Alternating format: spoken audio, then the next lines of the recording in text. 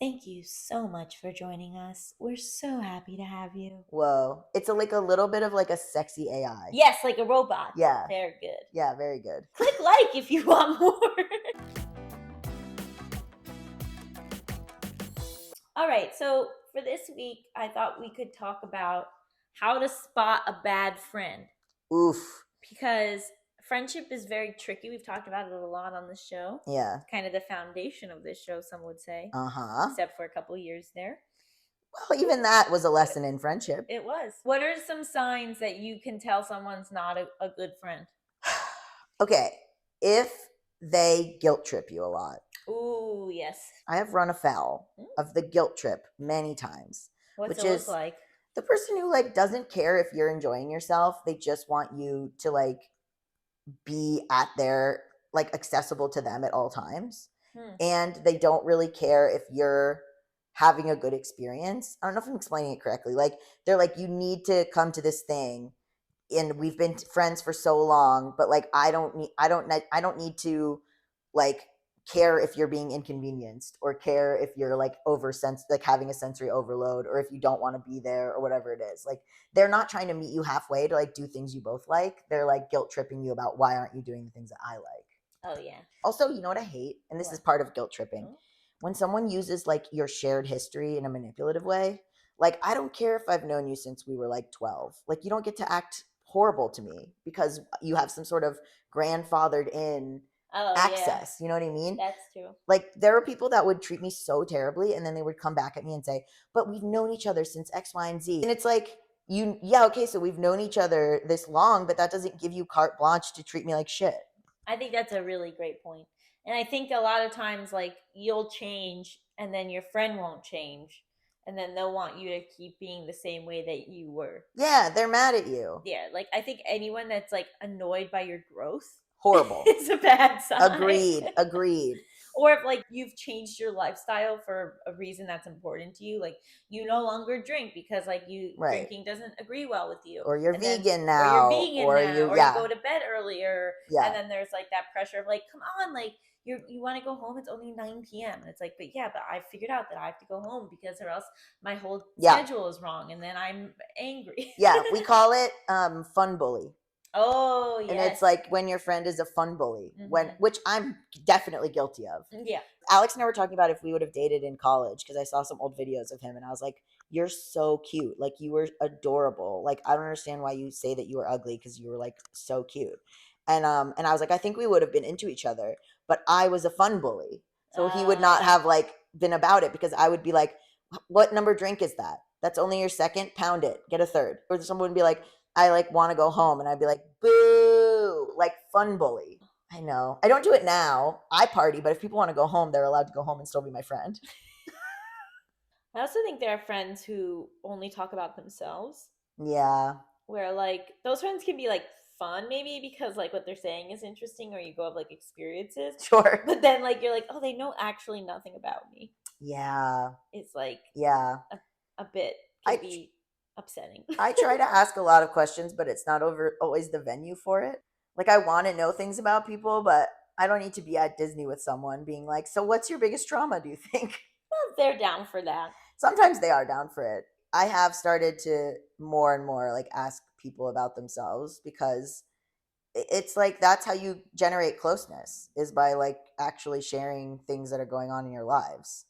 Yeah, I do have a friend though who like never asks me about my work stuff. Oh, interesting. And that I don't really, unless like something huge has happened, I don't really talk about it to them. They just don't want to know about work? I don't know. Are they not like a someone in the same industry? I'm not revealing any more information. Okay, wow. Okay. Is it me? No. Okay. I had to think about it and I was like, is that weird? But then I'm like, oh, but they're supportive of me in like every other way. And when I do initiate a conversation, like they'll listen. Yeah. But like it's not like they never like check in on a thing or ask about a thing where like it's interesting. I wonder sometimes if people do that because they're self-preservation, like they'll be jealous or they don't want to like only, or maybe they feel like I don't want to only talk about work, like I want to get to the real stuff. Yeah, like maybe they just don't talk about work with their friends. I don't know. Okay, here's a question. Yeah. Do you know on Love is Blind when Micah's friend was like, don't marry him? I didn't watch that Oh, season. okay. Well, I'm just wondering, like, what do you think about like a friend who's like telling you what to do, kind of in that way, or like Oh, a how friend much can you like steer? that gives too much advice. Yeah.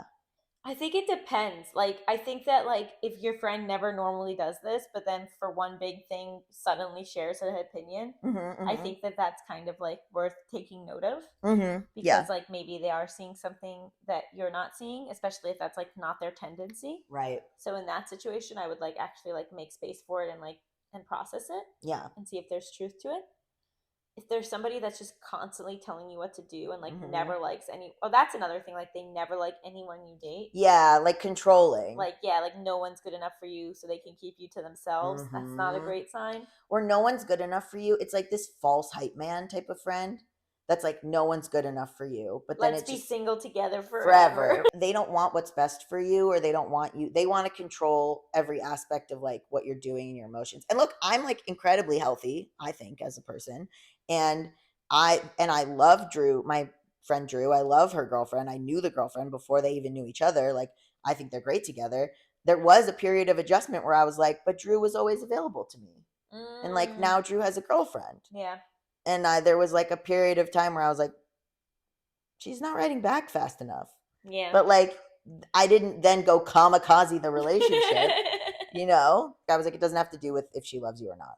Right. And also, you can like quadruple text her, and she'll just eventually get to it. Like, it's not like you're bothering her.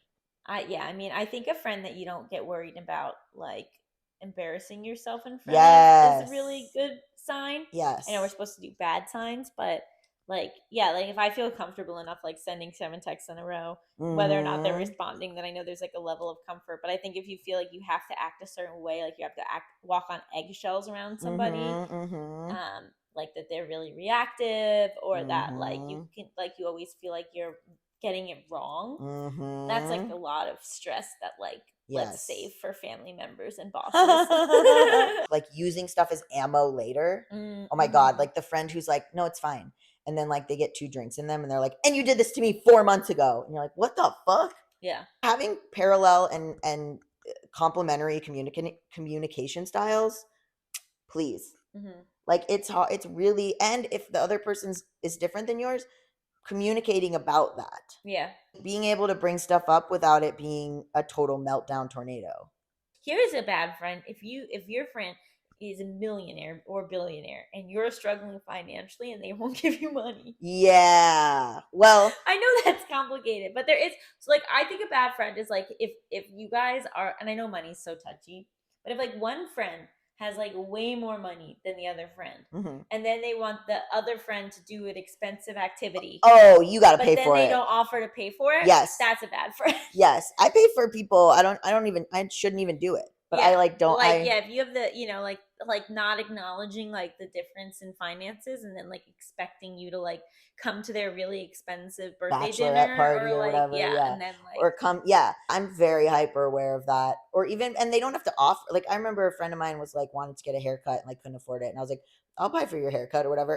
And she was like, no, she didn't take the money, but like I was like, just get a freaking haircut. What do I care? You know what I mean? Like it's not like you're asking to like buy like Cartier jewelry. You want a haircut yeah, but like you can't expect your friends to spend money that they don't have to hang out to with hang you. out with you, big time. Yeah, Feeling comfortable to say you don't want to.